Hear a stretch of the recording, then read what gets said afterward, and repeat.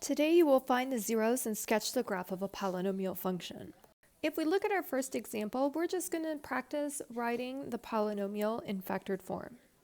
So just like we did in the last unit, remember we're going to factor. Now notice each of these three terms have an x in common, so we're going to factor out that x.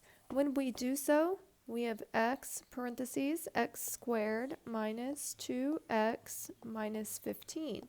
Now we have to ask ourselves, well, are we done factoring?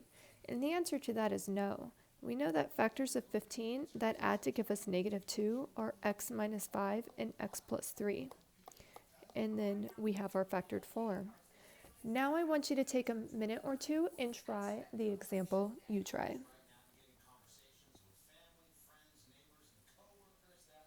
So your factored form should be x times x minus 4 times x plus 3. So, z-roots, zeros, and x-intercepts. The following are equivalent statements about a real number b and a polynomial. Okay, so notice this is our standard form of a polynomial. We talked about that last time. I can say x minus b is a linear factor of the polynomial, right? Because we just factored from above. So for example, in that last example you tried, we can say x minus 0 is a linear factor, or x minus 4 is a linear factor, or x plus 3 is a linear factor. We can also say those solutions are a zero of the polynomial function p of x. So for example, in our factored form, we have a 0 of 0, another 0 of 4, and a 0 of -3. We can say b is a root or a solution of the polynomial equation p of x equals 0. So if we go back to our factored form, our roots are 0, 4, -3. And we can also say b is an x-intercept of the graph y equals p of x. So all of those statements are equivalent. We can say the linear factors, and we can use 0, root, solution, or x-intercept. They all reference the same in a polynomial. So in our next problem, we are going to do some curve sketching. The first thing we're going to do is we're going to find the zeros and we're going to graph them. Hopefully you find the zeros to be -2, 1, and 3. Now we're going to go over to our graph and we are going to sketch those. So we're going to sketch -2, 1, and 3.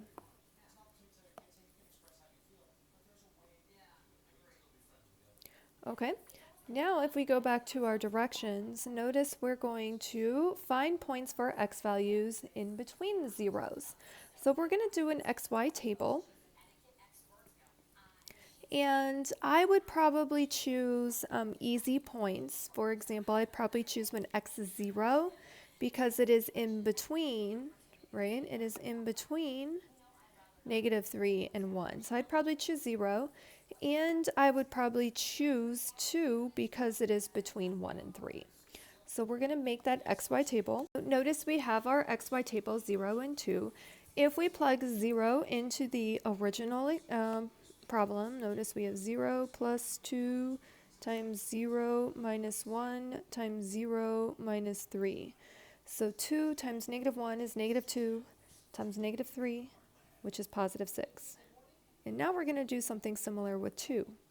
2 plus 2 is 4 times 2 minus 1 is 1. 4 times 1 is 4. And then we have 2 minus 3, which is -1. So this will be -4. So now we're going to plot those ordered pairs. So we're going to plot 0, 6 into -4.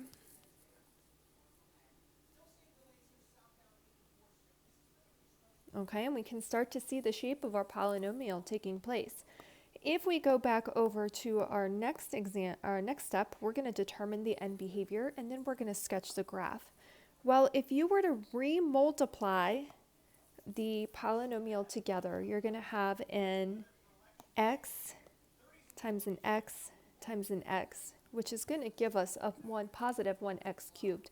So that tells us that our end behavior is going to be odd and positive.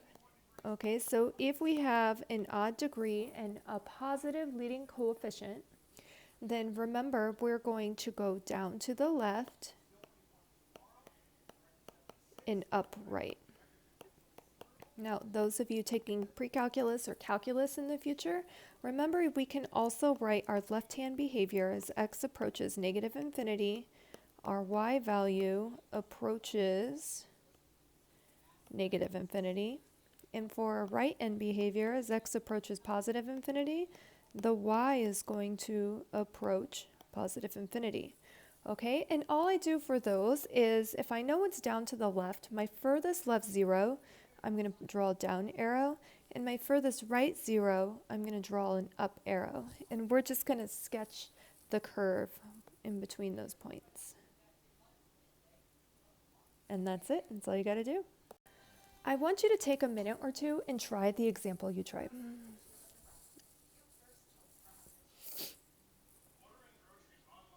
Okay, so hopefully you have a sketch similar to the one shown. Zeros are 0, 2, and negative 3. Other points are negative 1, 6, and 1, negative 4. Your left-hand behavior is down, your right-hand behavior is up. Okay, so now as we move along, notice we're going to be talking about the factor theorem. The expression x minus a is the factor of a polynomial if and only if the value a is a 0 of the related polynomial function. Okay, so it just reinforces what we were talking about earlier. The 0 has to be also a factor of the polynomial in order for it to be a 0. So if we look here, notice we have a few different examples. And the first one, it says, what is a cubic polynomial with a function in standard form with the following zeros? Well, if I know I have those zeros, then we know we have x equals negative 2, we have x equals 2, and we have x equals 3. And we know those are zeros, so we can say like x plus 2 equals 0, x minus 2 equals 0, and x minus 3 equals 0. In other words, move the number over to the same side as the x. Now we can write those guys in factored form.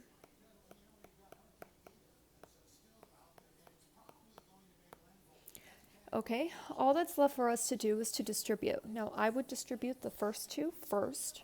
X plus 2 times x minus 2 is x squared minus 4. And then we're going to multiply that by the other binomial x minus 3. And we're going to distribute again, otherwise known as FOIL. Okay, so we'll have x to the third minus 3x squared minus 4x plus 12. And are there any like terms to combine? No.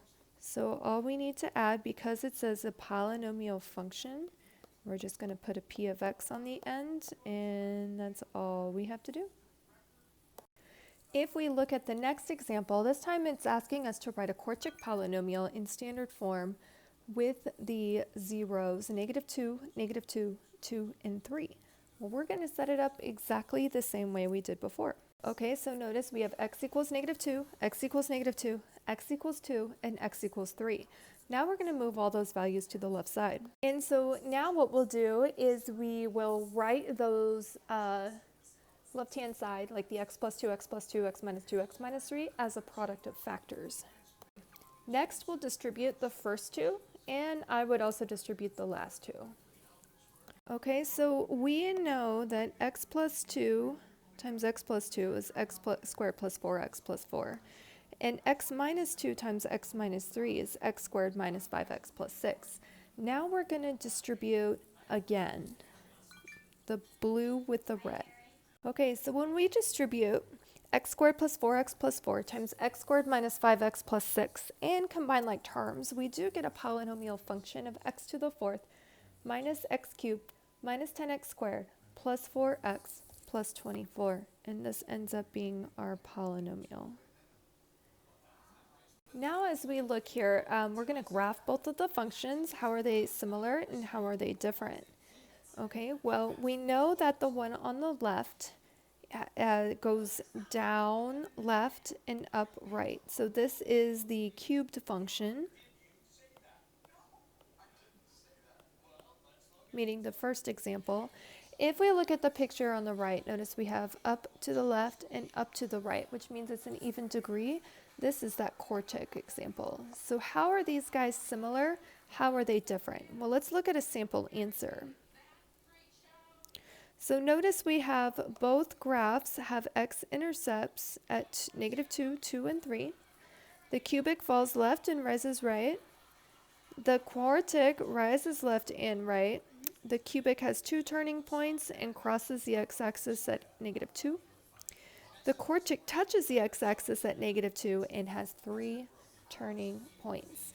Now, I will also tell you, you will have some problems on your practice where you're given the picture and you have to write the polynomial. My word of caution to you, once you get to those types of examples, let's say you had something like this. Nope. Something like this, right? And then this is your axis here. Okay, so if you rise to the left, then that means it's a negative leading coefficient, right? And if it falls to the right, so it's up, left, down, right, then that means you have an odd degree. Okay, so once you do your distributing, after you locate your zeros on the x-axis, then you have to multiply a -1 throughout the polynomial so that you have that negative leading coefficient. I want you to try the next example. You try to write the cubic polynomial function with zeros 3, 3, and -3.